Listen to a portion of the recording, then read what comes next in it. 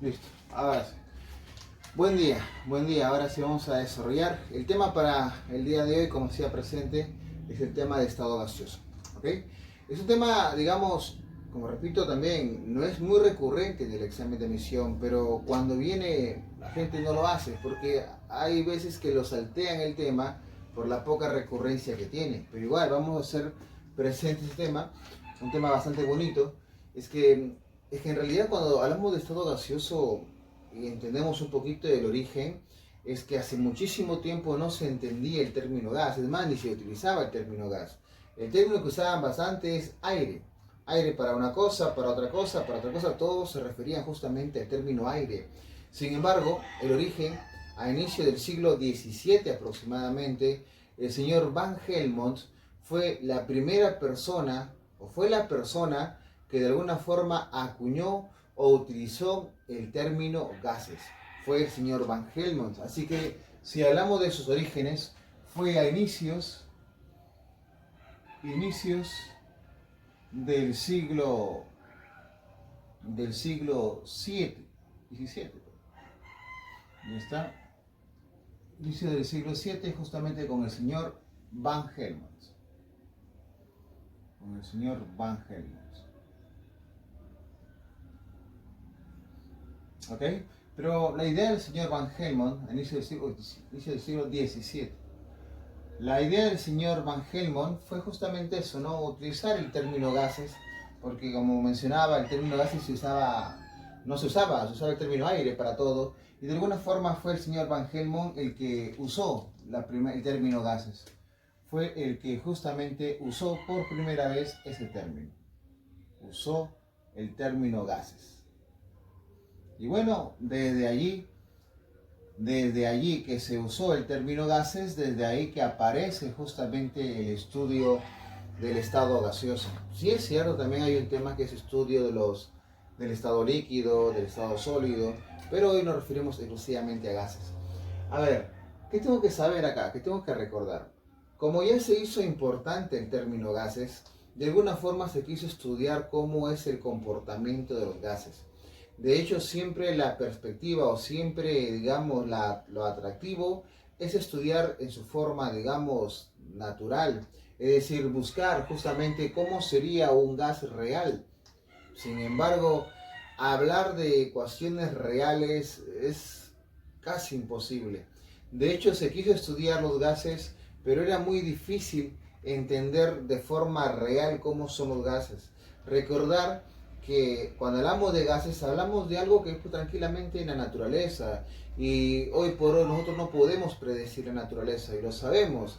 Ha habido estudios científicos que han querido predecir un terremoto, o hay charlatanes que se hacen llamar evidentes, las cuales han querido predecir justamente un fenómeno natural y bueno, nunca atinan.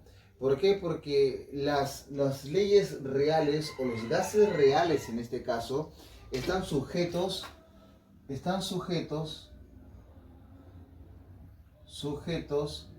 a leyes naturales. Están sujetos a leyes naturales. Es decir, están sujetos a la naturaleza. Y predecir eso, ese es el problema, pues, ¿no, muchachos? El problema es justamente allí.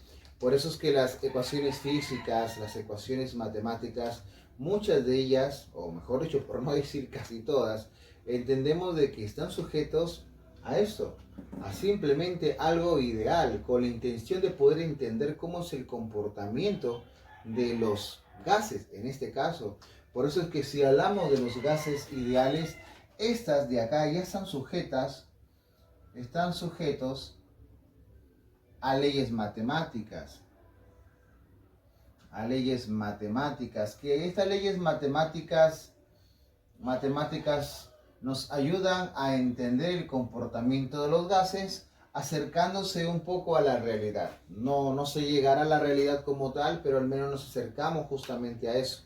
Entonces eso hay que entenderlo como definición o por qué se estudia todas estas. Pero una de las preguntas claves también que es que yo tengo que saber o tengo que entender qué características tiene aquel estado que yo estoy estudiando. Y si yo hablo del estado gaseoso, hay características que de hecho en el tema de materia ya se han hecho presentes, pero igual lo volvemos a mencionar, ¿ok? Por ejemplo, los gases. Profesor, ¿los gases tienen forma? Bueno, sabemos que los gases adquieren la forma del recipiente que los contiene. Así que eso implicaría que su forma no es fija, su forma es variable o indefinida, ¿no? Variable o indefinida. Pero no solamente su forma, también pasa con el volumen. Recordar que una pequeña cantidad visible de un gas puede ocuparte un espacio enorme y una cantidad grande de gas puede ocuparte el mismo espacio también, porque la característica de ellas es que justamente su volumen es muy variable, porque siempre va a ocupar todo el espacio. Por más cantidad pequeña que hayamos agregado de un gas, siempre va a ocupar todo el espacio que los contiene. Por eso decimos que el volumen es variable. Pero si vamos al aspecto molecular, ¿cómo es que se ven sus moléculas? ¿Cómo es que se ven sus moléculas de los gases?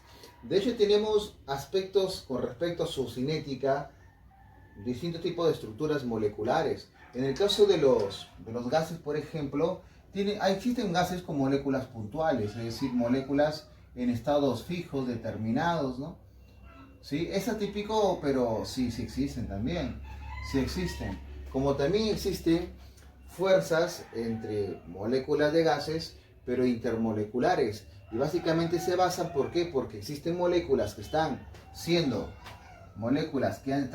rechazadas, ¿ok? Moléculas que están siendo rechazadas, o también que existen por cohesión. Hay moléculas que de alguna forma se sienten atraídas. Entonces, hay ese tipo de movimientos, hay ese tipo de atracción o cohesión, lo llevamos en la química, etcétera, etcétera. Pero una de las más interesantes es que entre esos movimientos o desorden molecular que tienen los gases, pueden existir los choques intermoleculares, donde justamente hay dos moléculas con una cierta energía, llamémosla energía 1, y viene otra molécula, llamémoslo energía 2, y resulta que estas dos moléculas colisionan, se golpean, pero como todas canicas, imagínate dos canicas, cuando se golpean no se quedan pegados. Cuando se golpean, ¿qué sucede? Sucede que una toma una trayectoria y se nos va por otro lado. ¿Ok? Ahí está, tomó una trayectoria y se nos va por otro lado. Ahí está. Y adquiriendo obviamente una energía, llamémoslo energía 3. ¿Listo? Y acá también, pues no es que se vaya a quedar ahí nomás. Y de alguna forma también. Se nos va. Y se nos fue. Entonces, ahí lo tenemos. Choques intermoleculares. Y eso también responde a una regla en la cual me dice que si yo sumo las dos energías iniciales, tiene que ser igual a la suma de las otras dos energías finales. ¿Ok? Ahí respondemos el principio de la ley de la conservación de energía también.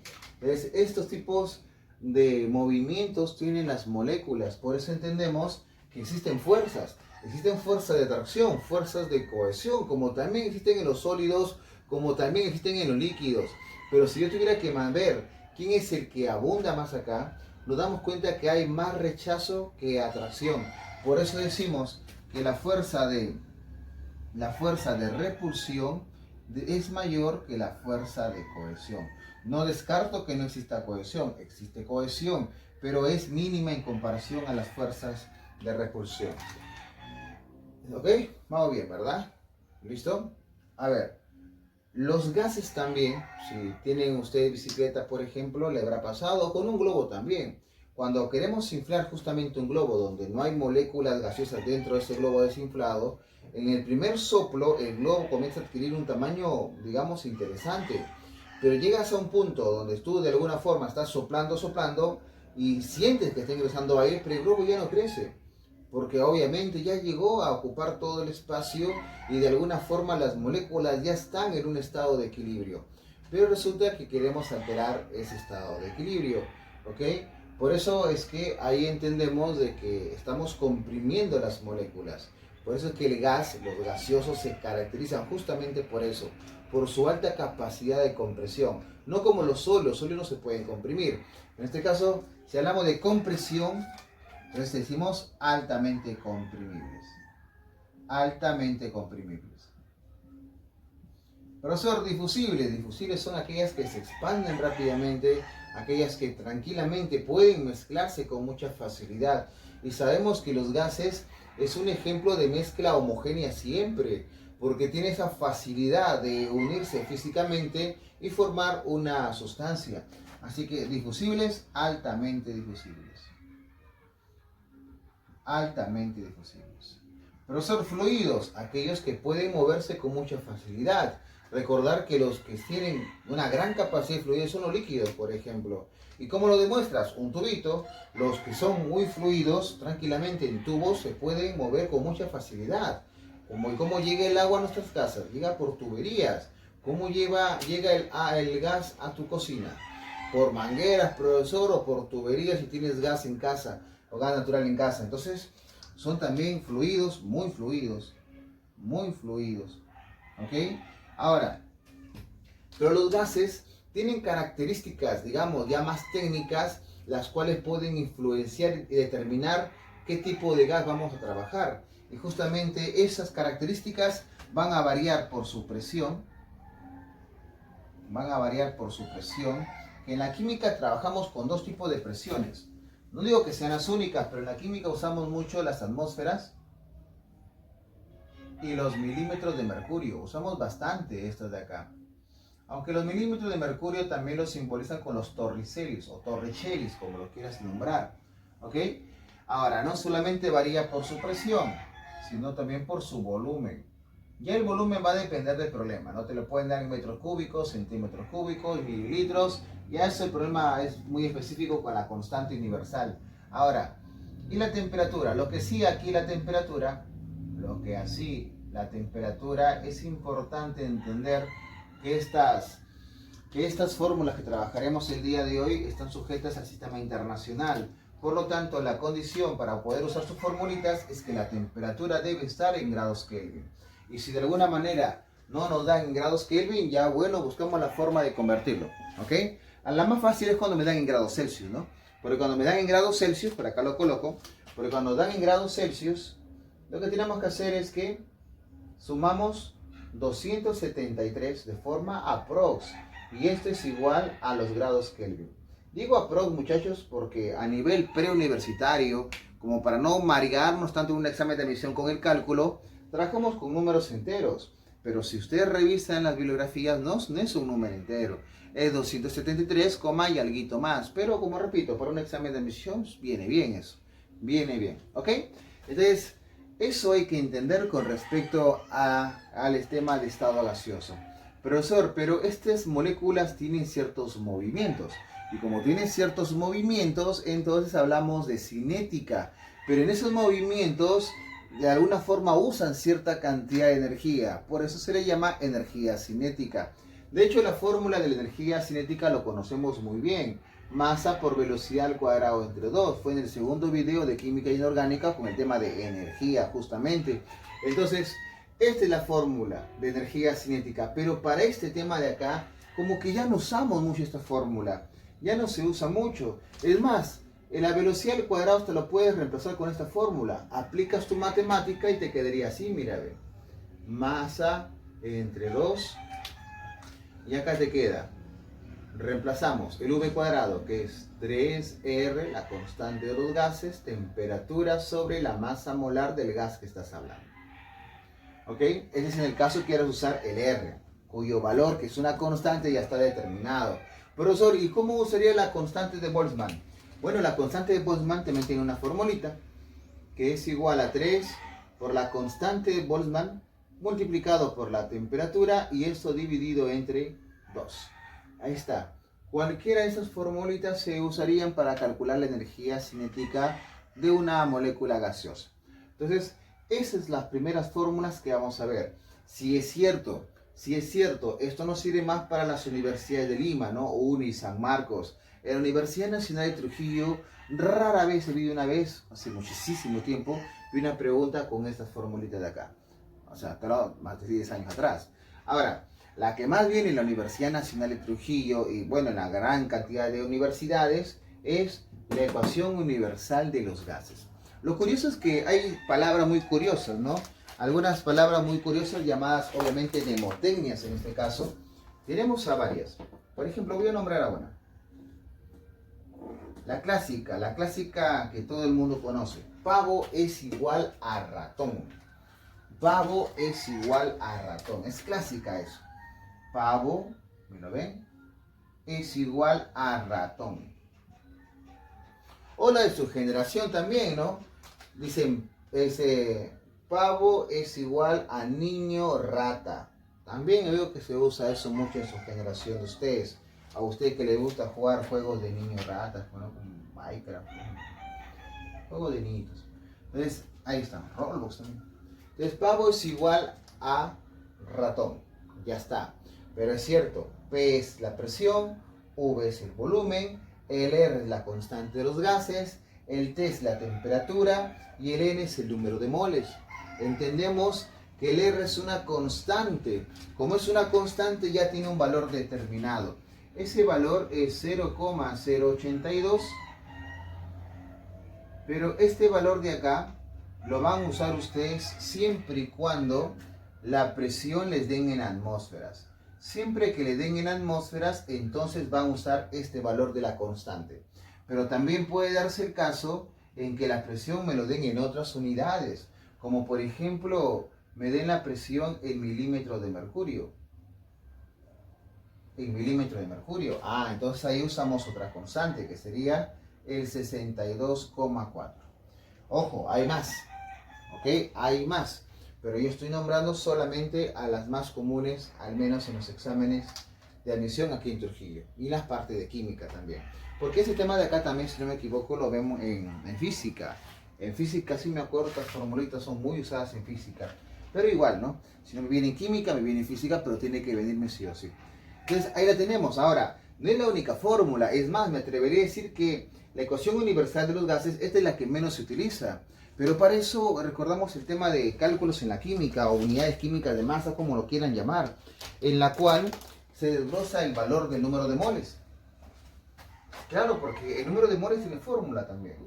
Y de ahí nace más fórmulas. O sea, solamente es cuestión de que ustedes aprendan matemáticas simplemente para reemplazar o para transformar. Y con eso sale el problema. Porque nosotros entendemos que el N es el número de moles. Y el número de moles es la masa en gramos entre la masa molar. Entonces me quedaría así, mira.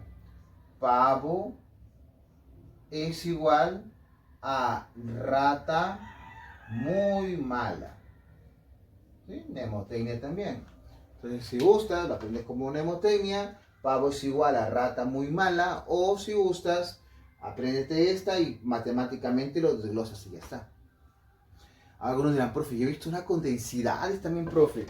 Bueno, sí es cierto, Sí es cierto. Yo también he visto con densidades. Ahora, profe, ¿y ahora cómo saco la densidad? ¿Se acuerdan la fórmula de la densidad, no?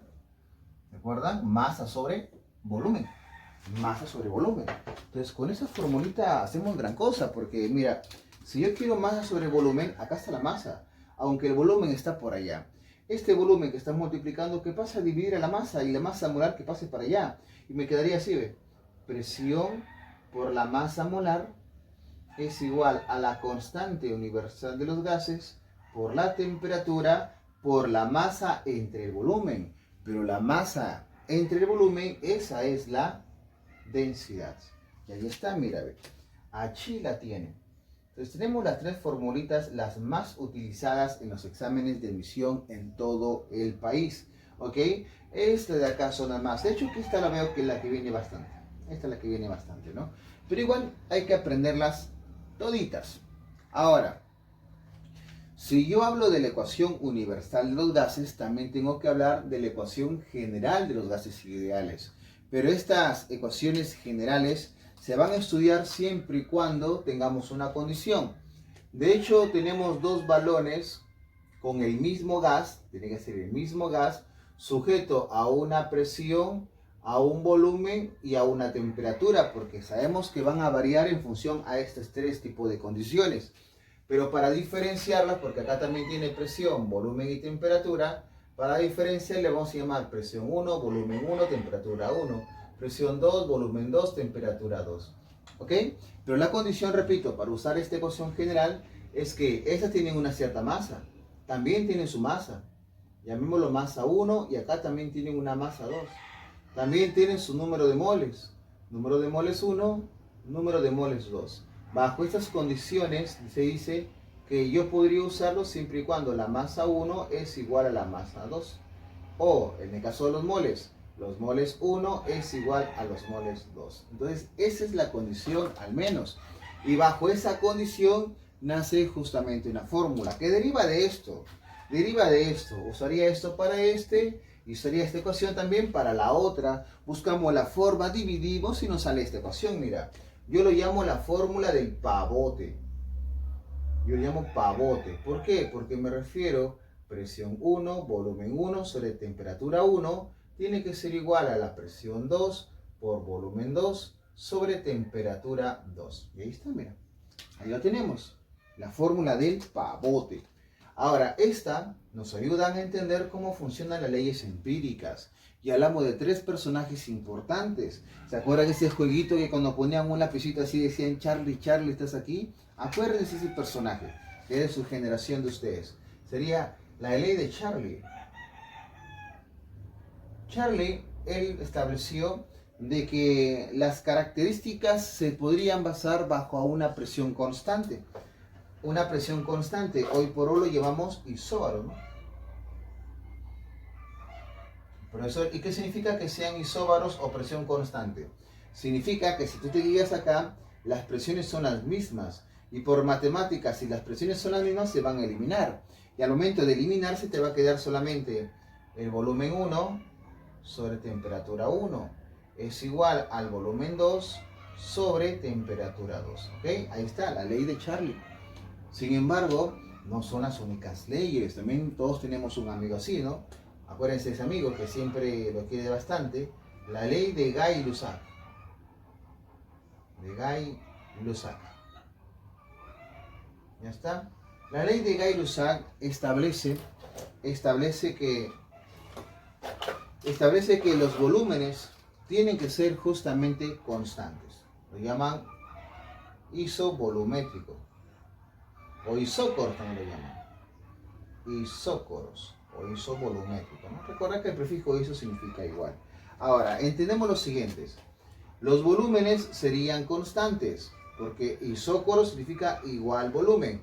Si los volúmenes son constantes, los volúmenes se tendrían que eliminar y te quedaría presión sobre temperatura.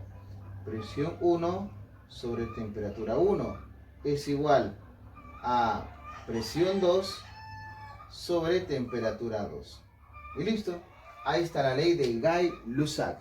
Pero la otra ley, y con eso terminamos, la ley de Boyle-Moriete. La ley de Boyle-Moriete.